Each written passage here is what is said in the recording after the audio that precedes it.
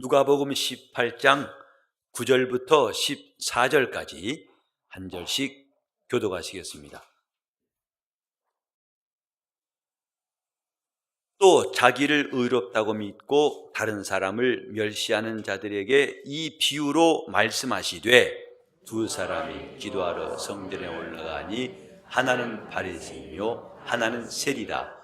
바리새인은 서서 따로 기도하여 가로되, 하나님이여, 나는 다른 사람들 곧 토색, 불의, 간음을 하는 자들과 같지 아니하고 이 세리와도 같지 아니함을 감사하나이다.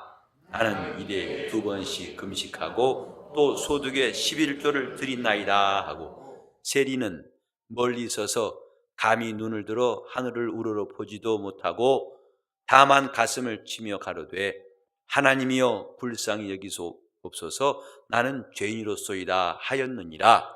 내가 너희에게 이르노니 이 사람이 저보다 의롭다 하심을 받고 집에 내려갔느니라. 무릇 자기를 높이는 자는 낮아지고 자기를 낮추는 자는 높아지리라 하시니라. 바리새인과 세리의 기도에 대해서 주님이 말씀하십니다. 왜 주님께서는 바리새인과 세리에 대해서 말씀하셨을까? 주님 당시에 이 두 사람은 양극단이에요.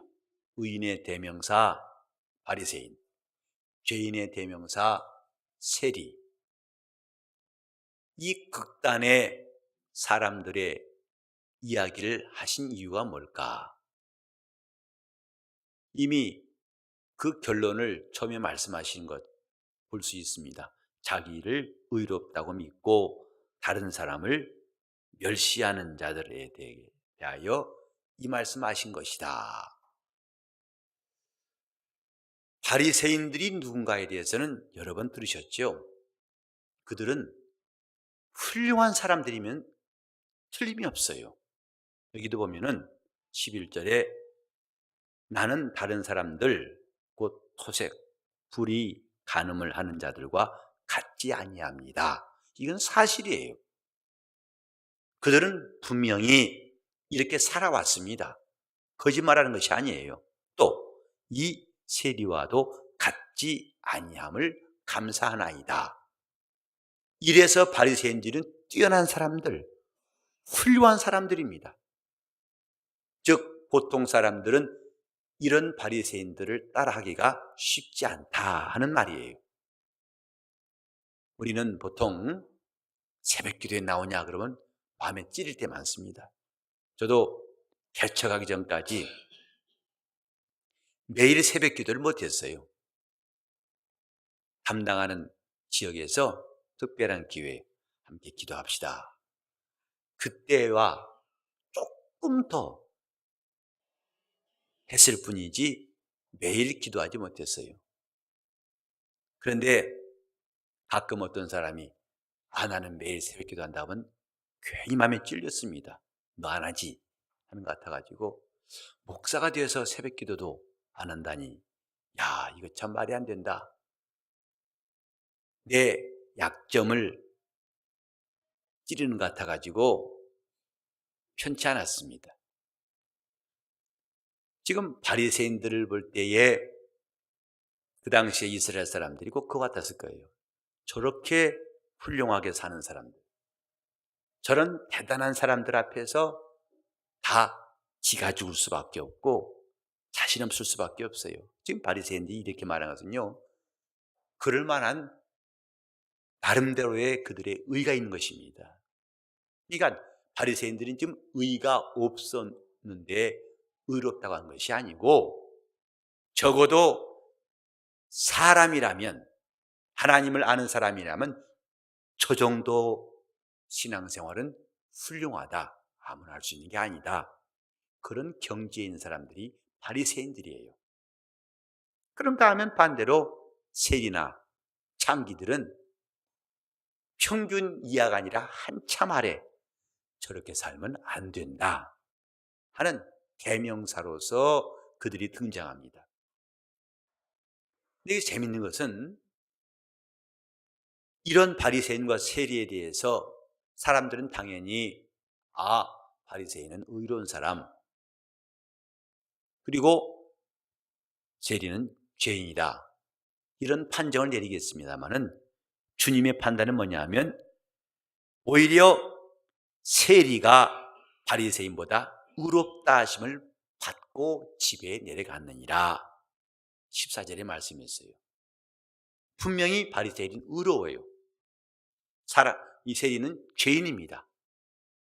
근데 주님의 판단은 바리새인보다 세리가 의롭다 하심을 받고 했어요. 신앙생활은 의롭게 되는 것이 아니라 의롭다함을 받는 데 있습니다.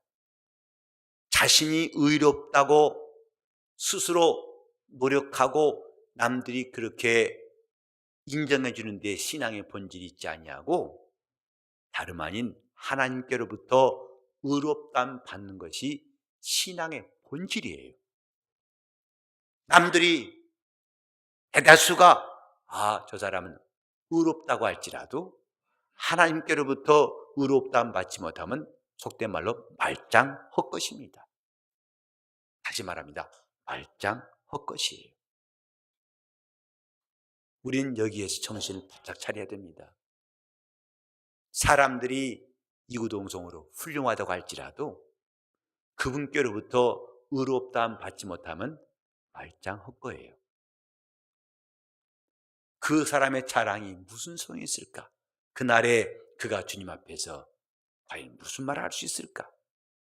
유구무원이언을 한 말처럼 할 말이 없을 겁니다. 중요한 것은 하나님이 의롭다 하시는 사람이 되어야 한다는 것입니다. 신기하게 예상에 바리새인이 의롭다함 받을 줄 알았는데 오히려 주님은 세리가 의롭다함을 받았느니라 이렇게 말씀하셨어요. 우리 모두가 다 정신을 차려야 할 것은 이런 기가 막힌 반전, 역전의 순간이 오지 않도록 신앙생활을 잘해야 한다 하는 것입니다. 주님은 종종 이런 말씀하셨죠. 오늘 나옵니다마는 바로 무릇 자기를 높인 자는 낮아질 것이고 자기를 낮춘 자는 높아지리라. 하늘나라 가면 이런 반전이 많을 것이라고 주님은 이미 예고하셨어요.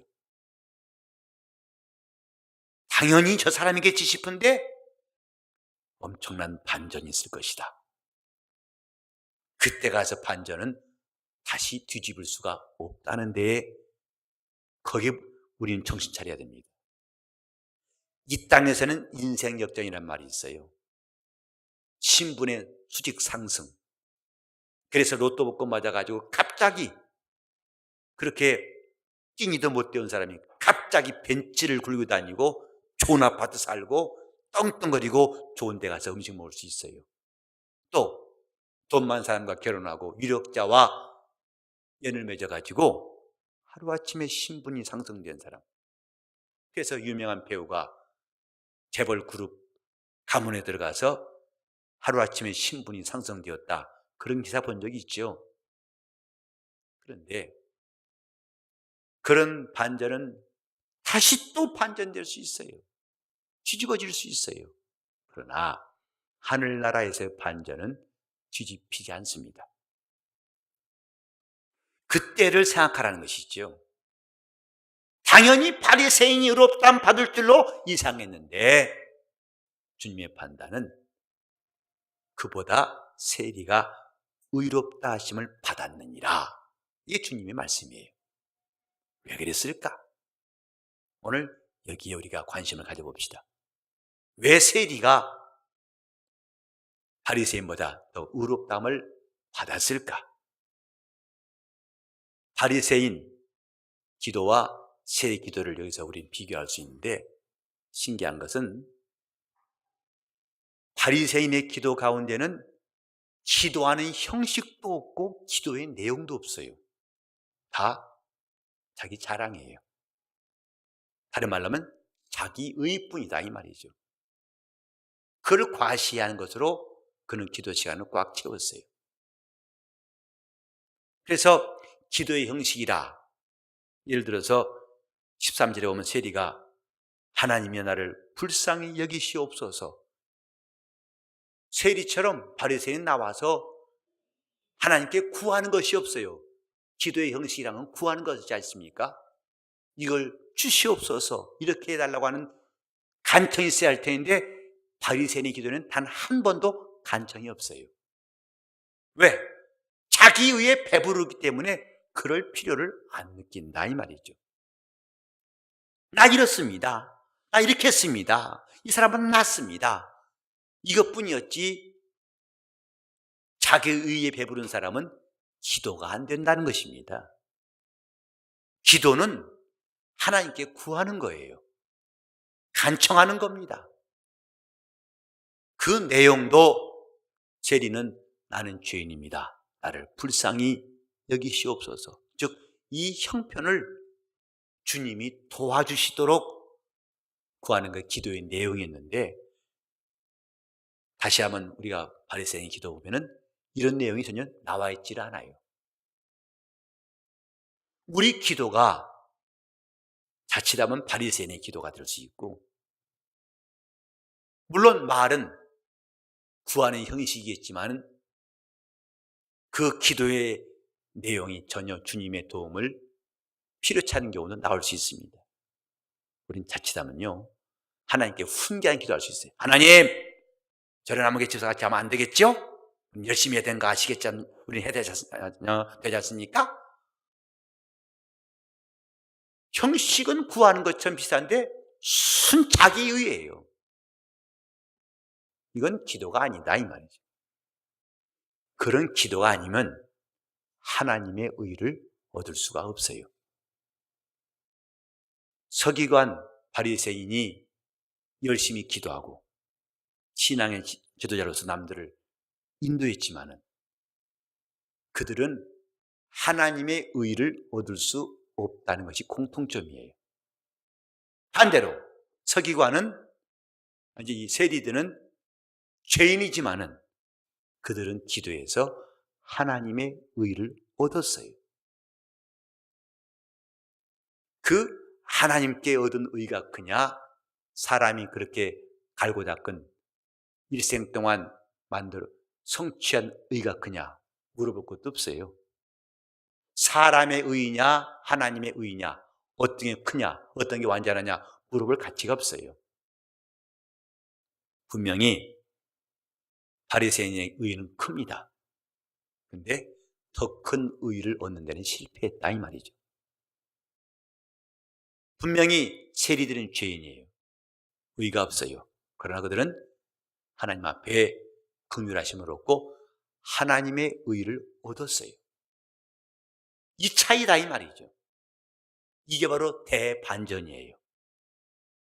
우리는 신앙의 대반전, 죄인이었던 자들이 의롭다 하심 받고 저 멸망할 자들이 영생 얻고 진노의 자식이 하나님의 자녀가 되고, 정말 가장 드라마틱한 게 신앙생활입니다. 왜? 거기는 대반전이 있어요. 그래서 아무도 살 수 없는 광야에서 그들은 40년 동안 하나님이 먹이시고 입히시고 기르셨어요. 발이 부르트지 않게. 이런 반전이 어디 있습니까? 분명히 애굽이 더 나아요, 살기에는. 요즘 말로 인프라가 훨씬 낫습니다. 근데 그들은 광야에서 맛본 것은 애굽에서 맛볼 수 없는 놀라운 하나님의 인프라를 경험한 거예요. 신앙생활은 하나님의 반전을 꿈꾸는 겁니다. 나 같은 죄인이 용서함 받아서 주 앞에 옳다함 얻은 것은 금이나 은같이 없어질 보배가 아니라 어린 양 같은 하나님의 아들 예수의 피로 된 것이라. 그러니까 이 땅에서는 훌륭하지만 저 하늘에 가서는 초라할 수밖에 없다는 것. 바울은 말했어요. 우리가 무명한 자 같으나 유명한 자요, 없는 자 같으나 있는 자요, 가장 약한 자 같으나 실상은 강한 자니라. 바울은 예수 안에 있는 이 진리를 깨닫고서 이런 반전을 경험한 사람이에요. 그는 바리새인 중에 바리새인이었으나, 예수를 믿는 사람들 핍박한 사람이었으나 순간에 그는 변화돼 가지고 예수를 증거한 사람이 되었어요. 바울은 그것이 전혀 이상한 게 아니라 오히려 예수를 아는 고상한 지식을 인해서 나는 지금까지 귀하다고 여긴 것들을 다 배설물처럼 버렸노라. 신앙의 대반전 아십니까? 이게 영적 생활이에요. 오늘 우리는 자기의 자존심을 지키려고 그 반전을 포기한다면 그는 참으로 어리석은 사람인 것입니다. 하나님의 반전을 기대한 사람들이야말로 지혜로운 사람, 믿음 있는 사람이에요. 야곱의 반전 아시지요? 바로 에서가 장자이지만은 그 반전이 되어서 나중에 에서는 말라버린 가지가 되고 야곱은 산 가지가 되었어요. 성경 이런 반전이 참 많이 나옵니다. 바리새인은 의인이다. 그러나 이 세리는 죄인이었으나 하나님께로부터 의롭다 하심을 얻은 사람이다. 이제 이런 일이 가능하게 된 이유가 뭘까? 그걸 살펴보겠습니다. 왜 이렇게 반전이 있을까? 여기 보면은 14절에 무릇 자기를 높이는 자는 낮아지고 자기를 낮춘 자는 높아질 것이다. 이게 반전의 이유예요. 자기를 높이니까 너는 낮아질 것이고 자기를 낮추니까 너는 높아질 것이다. 반전의 이유가 여기 나와 있다 이 말이에요. 그래서 야고보서 4장 9절 이하에 보면 주 앞에서 너를 낮추라. 그래야만 주께서 너를 높이시리라 그랬어요. 오늘 믿음 있는 사람, 곧 지혜로운 사람은 이 기막힌 하나님의 반전에 관심이 있기 때문에 겸손을 배우는 겁니다. 우리는 일부러 겸손한 채 남에게 칭찬받으려고 겸손한 채 하는 게 아니라 이 놀라운 반전을 알기 때문에 겸손을 택한 거예요. 사람들에게 군림한 것보다는 차라리 가장 낮은 자가 되어서 섬기는 것이 훨씬 낫다는 것을 아는 사람들, 하나님의 반전을 믿는 사람들, 너를 낮추라. 그리하면 제가 너를 높이실 것이다. 나를 위해 목숨을 버리라. 그러면 너는 100배로 얻을 것이다.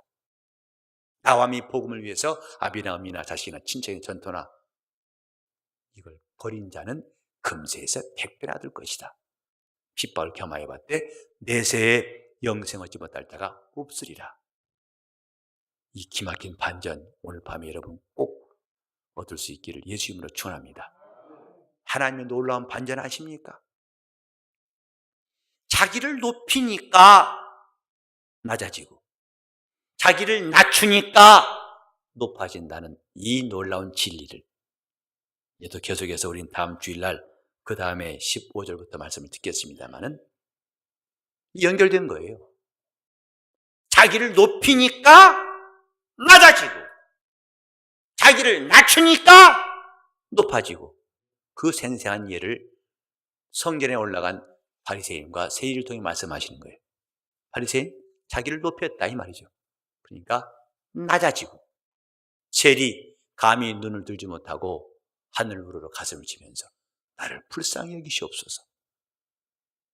그러니까 하나님 그를 높이셨다 이 말이에요. 우리는 여기서 세 가지 연결된 걸 한번 봅시다.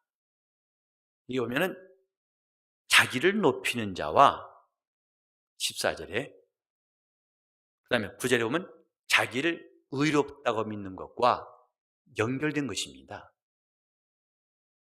그러니까 자기를 높이는 자는 다른 말로 하면 자기를 의롭다고 믿는 사람이다 이 말이에요. 사람이 남을 정죄할 때에도요 자신이 의롭다고 생각하기 때문에 남을 정죄하는 거예요. 자신에게 의가 없다 한다면 결코 남을 정죄하지 않을 거예요. 그러니까 교회 내에서 열심히 봉사하다 우리는 자칫하면 그런 덫에 걸리기 쉬워요. 열심히 한 그것이 오히려 오늘 바리새인들이 나는 이렇게 불의, 토색, 간음한 자 같지 않고 세리 같지 않고 이렇게 한 것이 오히려 그런 덫에 걸린 것이다 이 말이죠. 교회에서도 마찬가지예요. 재미있는 것은 교회 생활 대충 한 사람들은 시험에 안 등가하세요. 여러분 나이로운 신자들 썬데이 크리스찬들이 시험 등급하세요? 얘네야 열심히 있던 사람이 시험 들어요. 왠지 아십니까? 자기 의가 이만큼 있는데 알아주지 않는다 이 말이에요. 이렇게 봉사했는데 이렇게 수고했는데 아니 나한테 고작 이거밖에 안 해줘? 그 시험 근데 나이로운 신자들은 잘하는 것도 없어요. 왜? 미천도 없으니까 투자도 안 했어요. 몰라주는 거? 당연하지. 내가 뭐 교회 한 일 있나 가끔 헌금 조금 했는 거 전부 때 뭐 그거야 뭐 내가 교회에서 밥 한 끼 먹는 것도 충분히 갚았는데. 근데 자기는 열심히 했어요. 남들 다 간 다음에 다 의전 했는데 자기는 많이 쌓아놓은 것 같은데 갑자기 가치를 형편없이 치니까 말도 안 돼 그러거든요. 우리는 교회에서 봉사하더라도 사람의 가치로 생각하지 마세요. 사람에게 한 것이 아닙니다. 여러분 영혼을 위해서라면 정말 사람에게 한 것이라 생각하지 마세요. 그럼 여러분 시험 들 수밖에 없어요. 내가 이렇게 많이 봉사했는데 고장날이 이렇게 막 대우하지 않는 거야? 세상에 말도 안 돼. 딱 시험 들기 아름다운 조건이에요. 지금 바리새인들의 이 그들이 그렇게 애쓰고 절제하고 훈련하고 수행했던 그것이 덫이 되었어요. 예수 앞에서는 그것이 거치는 돌이 되었고 그것 때문에 넘어진 겁니다. 우리는 자기를 높이려고 하는 것, 이것이 자기를 의롭다고 믿는 것과 동격이라는 걸 알아둬야 합니다. 내가 형편없는 자랑한다면 남을 정죄할 힘도 없고 자격도 없고 능력도 없고 기회도 없어요. 내내야 똑똑한 자 사람들이 남을 비판하게 되죠. 여기 다시 봅니다. 14절에 자기를 높이는 자, 9절에 자기를 의롭다고 하는 자 같다 이 말이에요. 그러면 자기를 의롭다고 하는 자는 또 누굴까? 하나님이 안 보이는 자를 말하는 것입니다. 그러니까 하나님이 안 보이는 자, 자기를 의롭다 믿는 자, 곧 자기를 높이는 자, 이것이다. 다시 합시다. 하나님이 안 보이는 자, 자기를 의롭다고 하는 자, 자기를 높이는 자. 이게 한 내용을 각각 다른 표현으로 하는 것이라고 할 수 있어요. 지금 우리는 회개하시오. 사실 전도에서 회개시키는 게 어렵습니다. 물론 순순히 회개하는 사람이 있습니다만 때로는 많은 반발을 경험해요. 내가 왜 죄인이냐고, 내가 왜 회개하냐고. 그래서 그 사람 우리는 죄인 만들라 애쓰죠. 생각해봐 해가면서. 근데 잘 안 만들 땐 정말 골치 아파져요.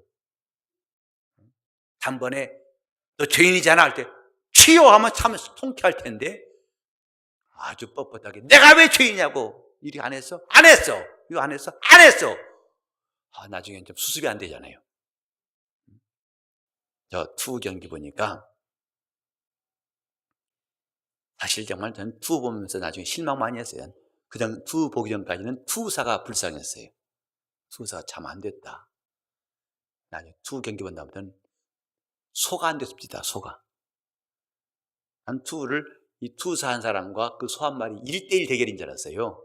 그래서 투사가 위험하고 뭔가 투사 팬이 있는데 나중에 해보니까 그 소 한 마리를 상대한 사람이 보통 많은 게 아니에요. 사전에 소가 나가면 막 경장을 흥분시켜 돌게 합니다. 유인하면 쫓아오면 숨고 또 유인하면 가고 막 돌게. 그 힘을 뺀 다음에 1차 투사 보조들이 나와가지고 이번엔 표창 같은 거 있다가 이면서 탁 뛰면서 던져서 여기에 표시한 데다 그걸 맞춰요. 표창 몇 개를 계속 돌아가면서 해서 찔러요. 그러면 저가 흥분하죠. 다시 그러면 또 제2차로 말탄 투사가 나와가지고 놀리다가 창으로 거기를 찔러요. 또 긴 창으로 막 후벼 파듯이 흘리. 그래 얼마나 고통스럽겠어요. 충분히 소를 피곤하게 힘 빼고 지치게 한 다음에 나중에 투사가 찔러요. 그러니까 정말 이건 너무 불평등한 게임이에요. 하려면 1대1로 하지 말이에요. 근데 마지막에 이제 소를 무릎 꿇을 때 정말 아주 수준 높은 1등급 투사는요, 소와 정면 대결해가지고 딱 한꺼번에 숨고리들을 찔러요. 그럼 칼이 쑥 들어가요. 그러면 딱 그렇게 소가 뭐하다도 탁 끝나버립니다. 근데 그걸 잘못 찔르면 소가 더 화나가지고 날뛰게 돼요. 그때는 사람 다치기도 합니다. 단번에 딱 급소를 찔러서 하면 좋을 텐데 안 되면 수습이 안 되는 것처럼 너 죄인이다. 내가 왜 죄인이요? 잘못 건드는 소 같아요. 근데 사실 우린 죄인 만들려는 것보다도 더 중요한 것은 자신이 하나님 앞에 있을 때만 죄인이라고 고백할 수 있어요. 하나님이 안 보이면 죄인이란 말 결코 안 나옵니다. 율법은 하나님 앞에 있다는 걸 가르치려고 했지만은 오히려 그것은 바리새인이라는 의인만 양산했어요. 그래서 예수 오셔가지고 강화된 율법으로 그들을 죄임을 알겠지만 오히려 그들은 더 반발해가지고 예수를 죽였어요. 율법이 뭐냐? 네가 지금 하나님 앞에 있다는 것을 깨닫게 한 것인데 그걸 그들이 인정하지 않았어요. 반발한 겁니다. 그러니까 자기를 의롭다고 하는 자, 곧 하나님이 안 보이는 자들이에요. 내가 죄임을 시인한 자, 지금 하나님 앞에 있는 걸 실감한 사람만 그렇게 주님 나는 죄인이다고 할 수 있어요. 학습에서 나는 죄인이란 말이 아니라 그분 앞에 서면 떨릴 수밖에 없어요. 그분을 무서워할 수밖에 없어요. 누가 야 무서워해야 한다고 무서워한 게 아니라 그분 앞에 서면은 누구도 나는 의인이란 말을 할 수가 없게 돼 있어요. 그래서 죄인이라는 것이거든요. 그러니까 자기를 의롭다고 한 사람 아직 하나님을 모르는 사람이에요. 아직 그분을 몰라보는 사람이에요. 비록 예수가 그 앞에 계셔도 바리새인들은 자신이 죄인이라고 생각하지 않았어요. 왜? 그가 하나님의 아들이라고 인정치 않았기 때문이에요. 하나님이라고 알아봤다면 그는 엎드렸을 것입니다. 자기 의는 헌신짝처럼 버렸을 거예요. 그러나 그들은 그분이 와 계셔도 그분을 알지 못했기에 주님 말씀처럼 그들은 소경이에요. 너희는 소경이라. 영적 생활의 소경은 이렇게 무서운 결과를 가질 수 있어요. 말로는 죄인이라고 그래요.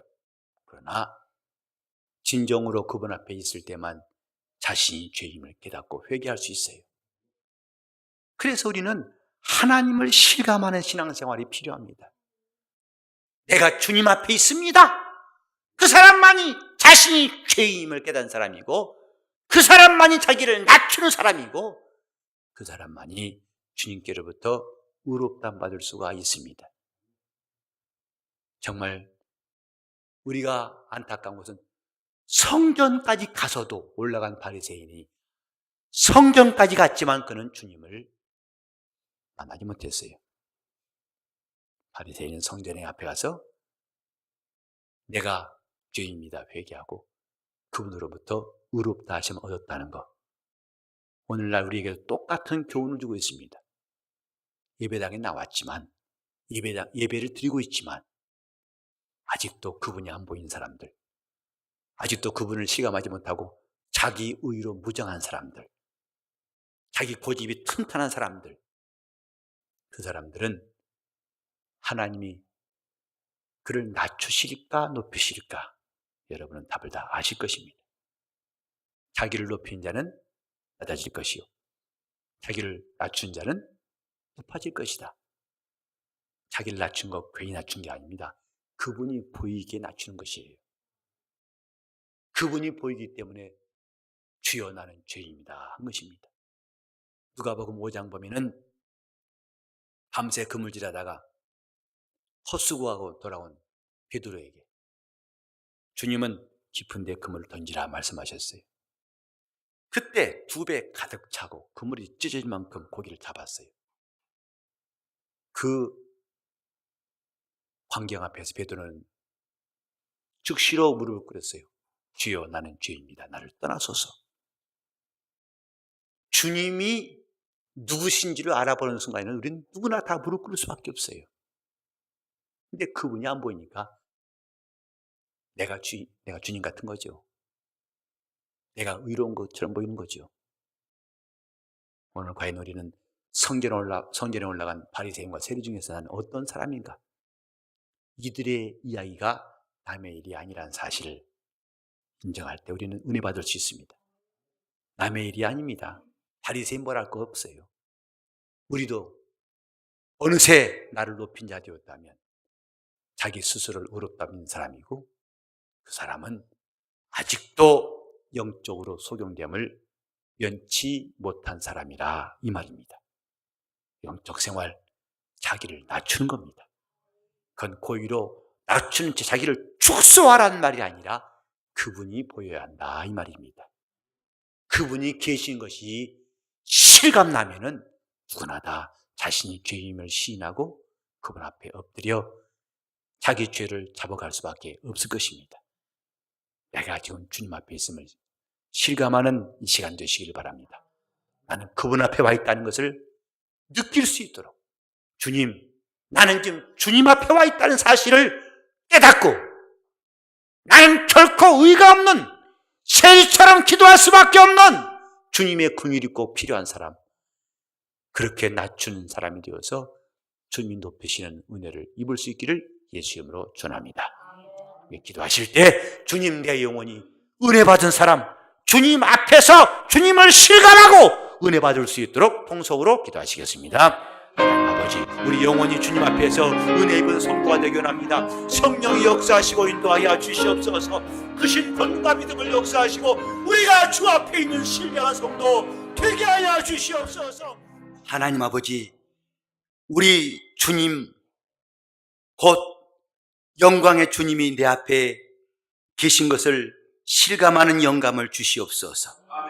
그분 앞에 내가 고백하고 그분 앞에 죄인임을 시인하는 거룩한 성도, 그래서 자기를 높일래야 높일 수가 없고 자기를 의롭다고 할래야 도무지 불가능한 것을 깨닫는 사람 되게 하여 주셔서 우리 주님의 은혜로 살게 도와 주시옵소서.